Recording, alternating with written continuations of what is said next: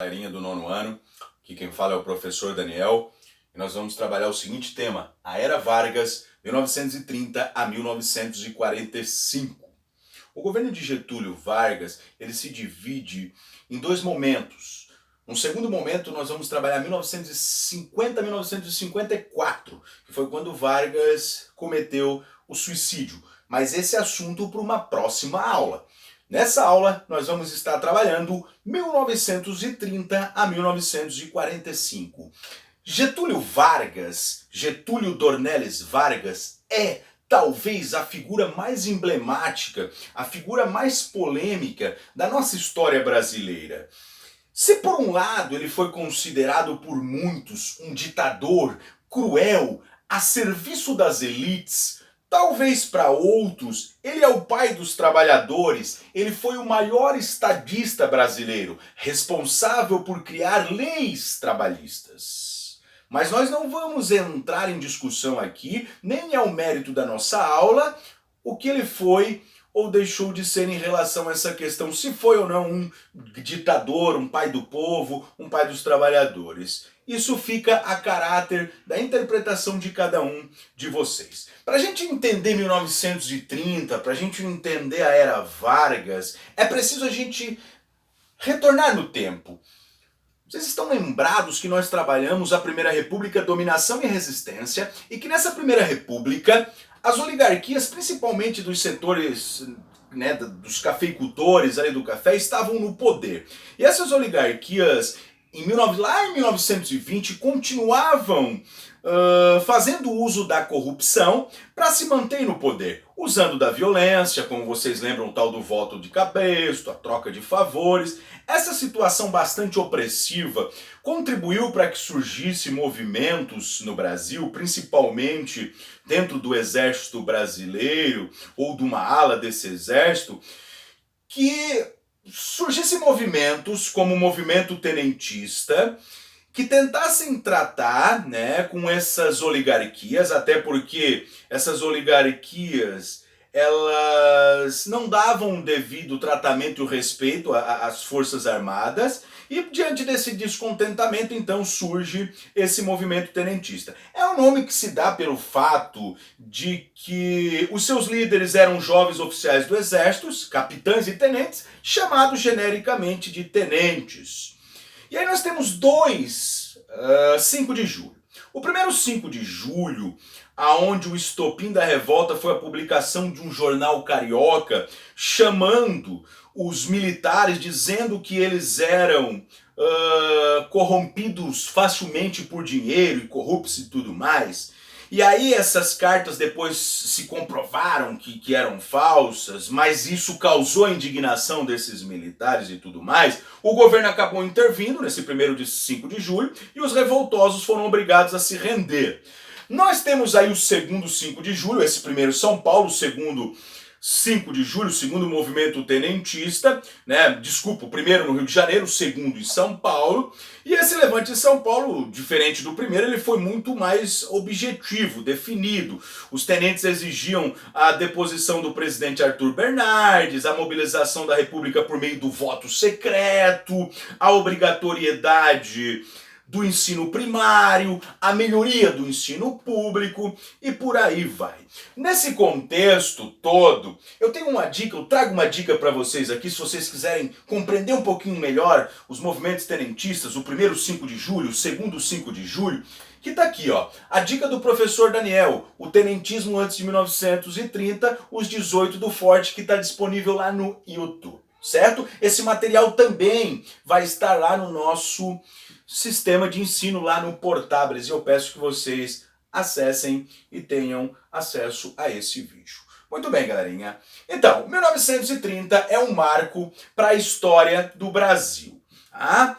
Num ambiente, digamos assim, de instabilidade, de insatisfação com as oligarquias dominantes, a grosso modo, o novo presidente da República em 1930 teria que ser um presidente de Minas Gerais, porque o último tinha sido de São Paulo.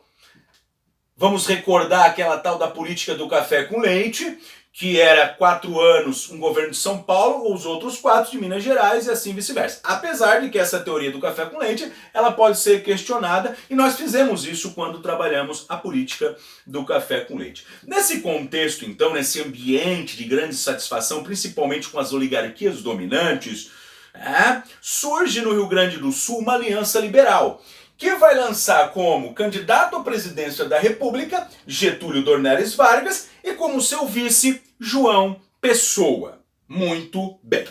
Vargas ele vem para a campanha, né? Como eu já falei para vocês, a questão do governo de Vargas ele se divide em 3, né? Que nós vamos trabalhar isso durante essa nossa aula. Governo provisório, 30 a 34, governo constitucional, 34 a 37, e a partir de 37 até 45 nós temos o Estado Novo. Só algumas questões ali ainda falando sobre os movimentos constitucionalistas, né?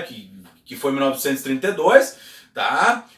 Quando Vargas, depois que ele assumiu o poder, os paulistas se tornam insatisfeitos com o governo, né, com algumas medidas que o governo toma. Mas antes da gente chegar aqui, vamos só fazer uma fala em relação a 1930, que é uma data que é um marco na história do Brasil. Getúlio Vargas, quando ele assume o poder com uma série de propostas, de promessas. Primeiro, o voto secreto. Segundo, incentivar a indústria nacional. Terceiro, criar leis trabalhistas. E por último, anistia aqueles tenentes rebelados, né? Ou seja, libertá-los da prisão. Isso para tentar conter os ânimos dos militares e tal. Com essas campanhas, Getúlio Vargas ele foi se tornando cada vez mais popular no Brasil. O país, nessa época, produzia muito, mas muito café, né? E só conseguiu vender uma parte desse café. Depois esse prejuízo acabou sendo depositado no governo.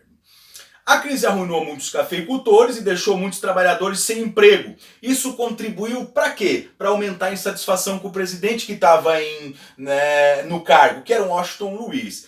Nessa situação, nessas eleições de 1930, mesmo diante de tudo isso, não foi Getúlio Vargas que ganhou. Quem ganhou foi o presidente, o candidato indicado pelo Washington Luiz por São Paulo, chamado Júlio Prestes. Tá, professor, mas como que ele ganha e como que o Vargas assume em 1930? Aí nós vamos chegar lá.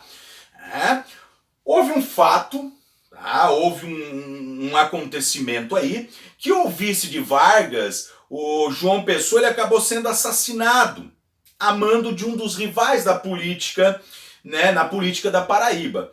Diante desse fato comovente, em 3 de outubro de 1930, rebeldes liderados por Getúlio Vargas partiram do Rio Grande do Sul, já visto que Vargas era do Rio Grande do Sul, mais precisamente de São Borja, e foram em direção ao Rio de Janeiro, capital do Brasil nessa época. Só depois, lá na frente, com Juscelino Kubitschek, é que Brasília passa a ser a capital do Brasil. Quando eles chegam, ou antes de chegarem ao Rio de Janeiro, a capital do Brasil, os militares já tinham formado uma junta, tomado o poder. Quando Vargas chega no Rio de Janeiro, eles entregam o poder para Getúlio Vargas. Então, em 1930, nós temos início no Brasil o que é chamado de governo provisório. Muito bem. Só que esse governo provisório, esse primeiro governo provisório de Vargas, ele não agrada a todos. Primeiro que quando Vargas toma posse, ele acaba ficando longe daquilo que ele tinha falado, daquilo que era o seu discurso.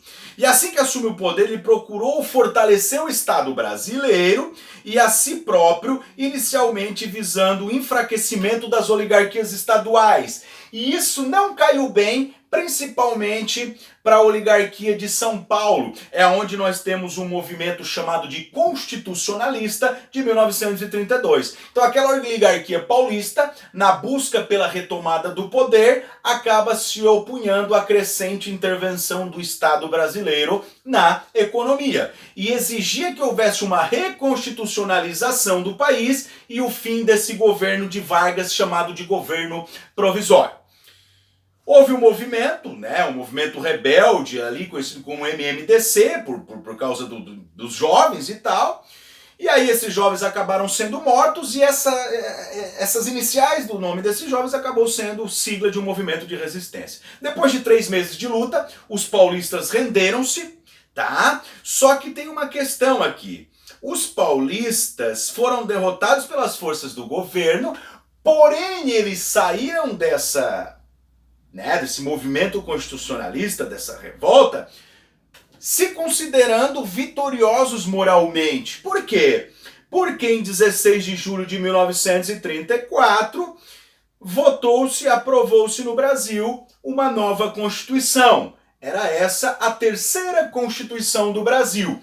A primeira Constituição no governo de Dom Pedro I, lá no Brasil Império, 1824. Depois nós temos uma outra lá na Proclamação da República, a primeira da República, a segunda do Brasil, e aqui nós temos a terceira Constituição do Brasil.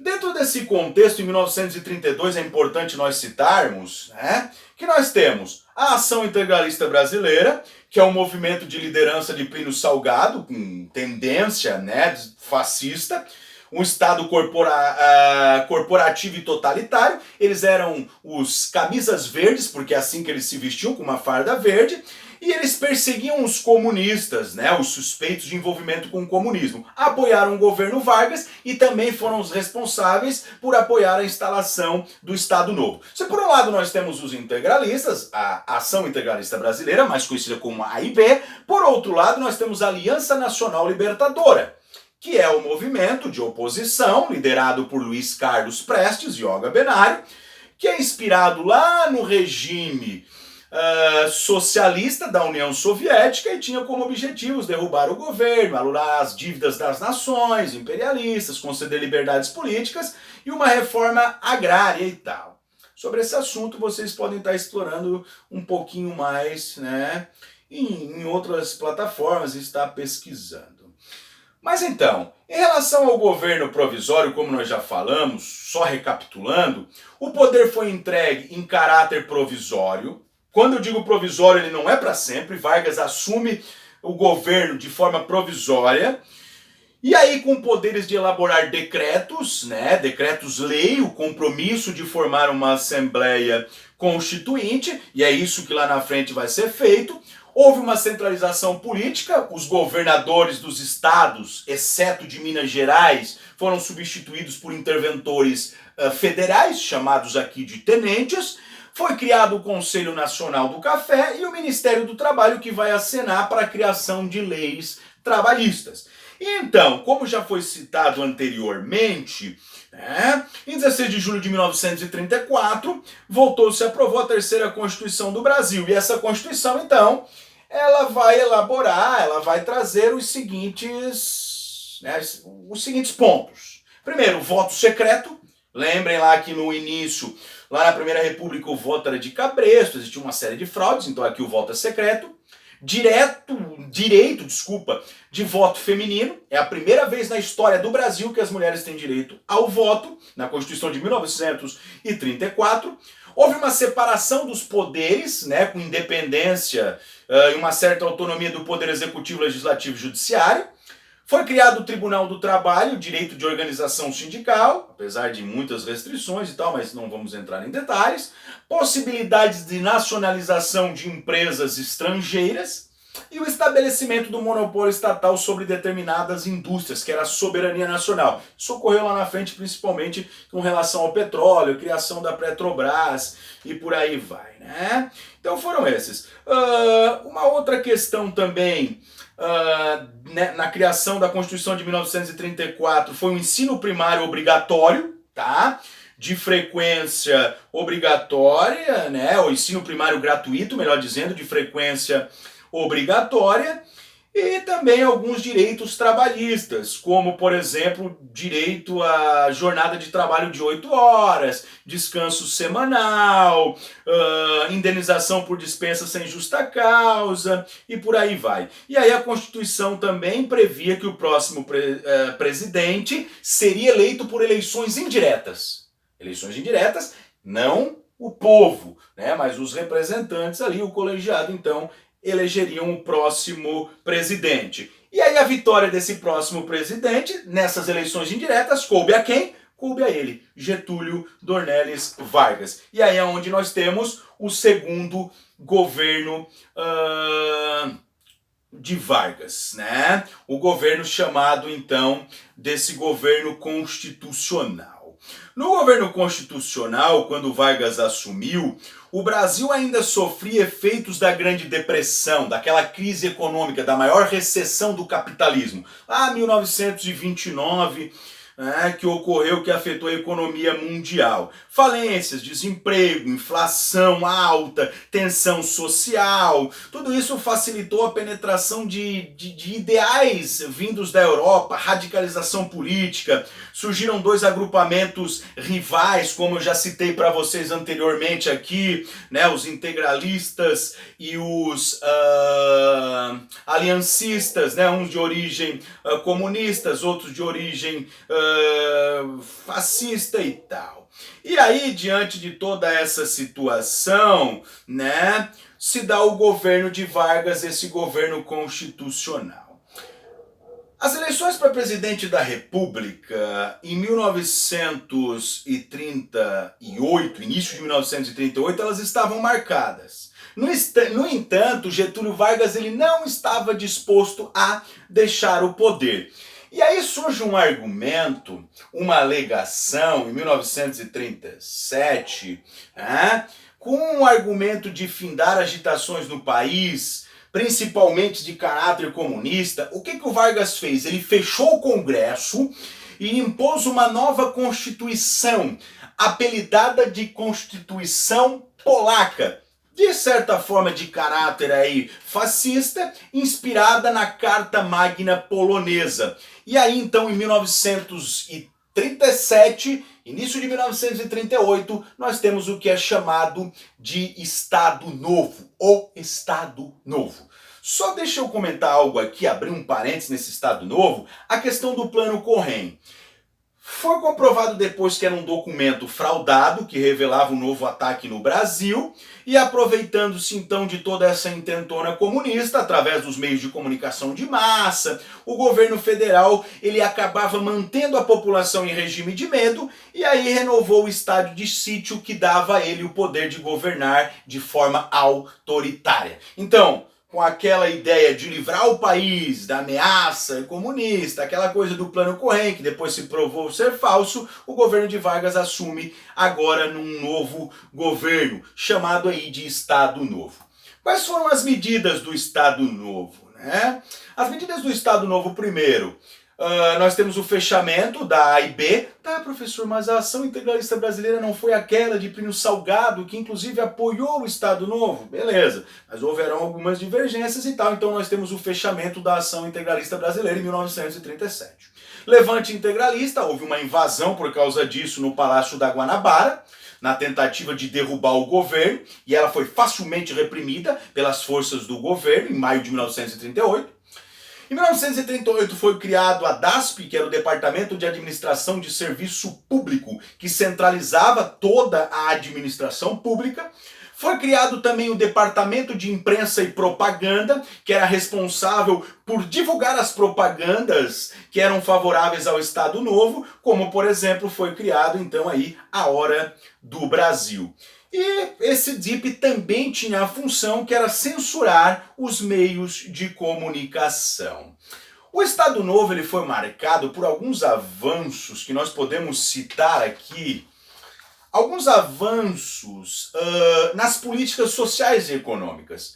A produção cafeeira cedeu espaço para uma produção industrial, houve um crescimento de uma população urbana das cidades, um investimento nas indústrias de base e foi criada a CLT, Consolidação das Leis Trabalhistas, em 1943, que foi o auge. Esse conceito alguns historiadores não gostam muito, não concordam muito, acham muito vago e tal, que é o conceito de populismo, que é a junção aí do Estado com as organizações populares, a questão dos sindicatos, o tal do peleguismo sindical. Uma questão é que A consolidação das leis trabalhistas, ela sistematizava a legislação trabalhista já existente e regulamentava a atividade sindical. Para a CLT, pela CLT, os sindicatos ficavam vinculados ao Ministério do Trabalho e se tornavam, de certa forma, dependentes do Estado. Estado esse, aquele que eu já expliquei para vocês, o Estado com letra maiúscula, a mão invisível, a máquina pública. Muito bem, outras criações, a gente já está aqui se encaminhando para o final, foi a carteira de trabalho, a justiça do trabalho, a estabilidade do emprego após o 10º ano de trabalho, criação do Ministério da Aeronáutica, criação do Conselho Nacional do Petróleo, CNP, que deu origem lá em 1953, assunto para as nossas próximas aulas sobre Vargas, no segundo mandato dele, com a criação da Petrobras, Companhia Siderúrgica Nacional, a CSN, em 1941, a Companhia Hidrelétrica de São Francisco, em 1945, e a Fábrica Nacional de Motores, FENEME, em 1942, para produzir inicialmente motores de aviões. Muito bem, galerinha. Esse é o nosso assunto, essa é a nossa aula. Eu espero ter contribuído aqui, nesse vídeo, nessa videoaula.